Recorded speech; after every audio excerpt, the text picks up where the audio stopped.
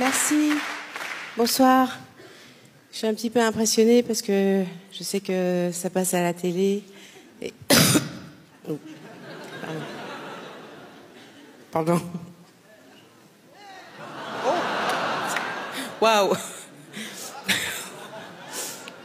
Que Dieu lui donne une coquille. C'est ce que disait ma grand-mère. Je reprends peut-être. Bonsoir. Je suis un petit peu impressionnée parce que je sais que ça va passer à la télé. Et quand ça... Moi, je vais enchaîner. J'avale. C'est pas grave. J'ai l'habitude.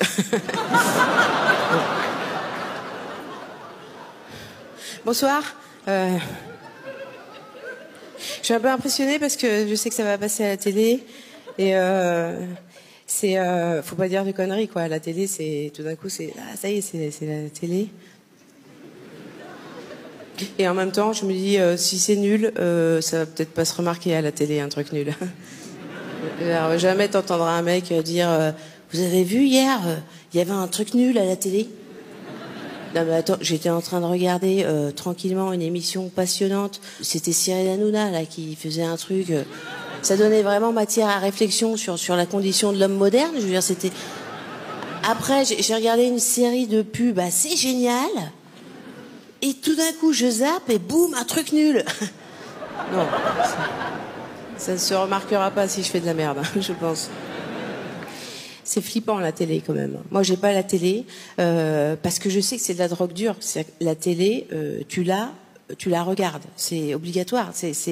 Moi ça me fascine de voir que le succès des émissions de merde tient juste grâce à des gens qui disent non mais moi je regarde mais c'est juste pour voir le niveau de nullité du truc.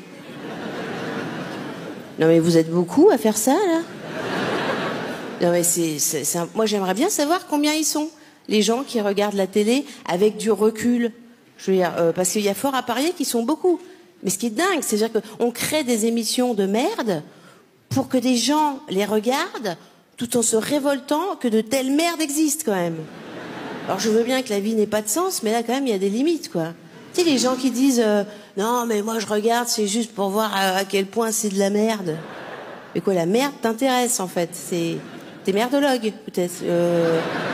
Qu'est-ce que quand tu vas au resto, tu commandes ce qu'il y a de plus dégueulasse? Qu'est-ce que tu te lèches les babines en regardant le menu, en te disant qu'est-ce que je vais chier demain? C'est ça ton truc à toi? Non mais c'est fou cette arnaque qu'on est capable de se faire au cerveau, quand même, pour regarder la télé. Mais je pense que c'est parce qu'on s'aperçoit pas qu'on devient con. C'est ça le problème.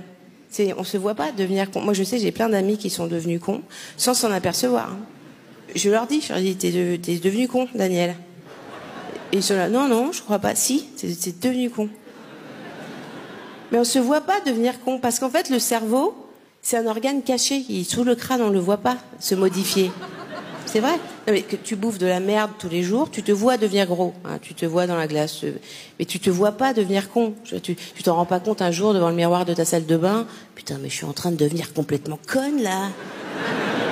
Il faut absolument que j'arrête de regarder la télé, quoi. Non, ça se passe pas comme ça. Mais je veux dire, parce que moi on me prend pour une nazie du coup, pour une psychorigide. Je dis, mais non, mais c'est bien quand même la télé. Moi ça me vide la tête. Mais depuis quand se vider la tête c'est une activité positive quoi? Je veux dire, c'est une question que je pose quand même. Non, c'est flippant la télé. Et c'est encore plus flippant de passer à la télé parce que c'est vrai que tu te dis t'es juste une petite crotte de plus dans un océan de merde quoi. Alors en plus, il y a un thème à la soirée. Je déteste les soirées à thème. Il n'y a rien de pire que faire tapisserie dans une soirée déguisée. Voilà. Le thème, c'est donc humour sans frontières. Qui a choisi ce thème? Probablement pas un humoriste. Hein. Je veux dire, c'est pas un thème. Je veux dire, c'est un programme humanitaire à la limite, mais ça veut rien dire. C'est absurde. Ça n'existe pas. Humour sans frontières. Il y a pas d'humour. L'humour, c'est pas. Il y a pas d'humour universel. L'humour, c'est culturel. On rit pas des mêmes choses dans les mêmes pays. Je veux dire. Humour sans frontières, il y en a pas. Enfin, il y a des frontières dans l'humour au sein de chaque pays, ça c'est sûr. Hein. En France, c'est les Juifs. C'est la frontière à pas dépasser. Par exemple, aux États-Unis, c'est les Noirs. En Roumanie, c'est les Roumains. On peut pas rire des mêmes choses partout. Hein. Et au sein de chaque pays, il y a des frontières qui sont pas les mêmes dans tous les pays. Par exemple, en France, les Roumains, c'est pas une frontière du tout. Hein. Non, en France, les Roumains, c'est très marrant. C'est très marrant. Hein. Des mecs sans bras, sans jambes, qui font la Manche en plein hiver avec des bébés, c'est super marrant. Hein. C'est vraiment n'importe quel humoriste, il arrive à placer dans son spectacle. Donnez-moi, il cartonne le mec. Hein. Il cartonne. Non, c'est vrai. En ce moment, parce que c'est les Roumains, en ce moment. Mais il y a une question de temps aussi, rire sur quoi. Parce que ça, c'est la loi des derniers arrivés sur le territoire.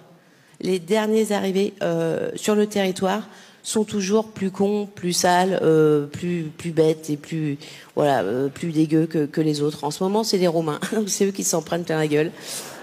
Jusqu'à la prochaine vague d'immigration, en fait. C'est comme ça que ça marche. Hein. Les prochains, ce sera les réfugiés climatiques. Ça va être eux. Bah oui. Je veux dire, une fois que la glace aura fini de fondre au pôle Nord, il y a toute la banquise qui va débarquer quand même. Il faut le savoir. Hein. Non, mais ça va arriver vite. Là, pour l'instant, on fait semblant de s'émouvoir parce qu'il y a 2 ou 3 ours polaires qui se noient, mais parce qu'on veut pas voir qu'il y a des villages entiers d'Esquimaux qui survivent en dos crawlé depuis 10 ans. Mais je veux dire, on a tort parce qu'ils vont arriver, ils vont être vénères, les mecs, vraiment. Et évidemment, ils vont demander le statut de réfugié parce que c'est sûr que, a priori, les Esquimaux vont pas rentrer dans le cadre de l'immigration choisie. Hein. On va leur demander, alors, qu'est-ce que vous pourriez nous apporter qu'est-ce que vous savez faire des maisons en glaçons ça dégage, hein. On va les mettre dans des camps et puis voilà. Ouais. Médecins du Monde va leur filer des tentes igloos, ça leur rappellera le pays.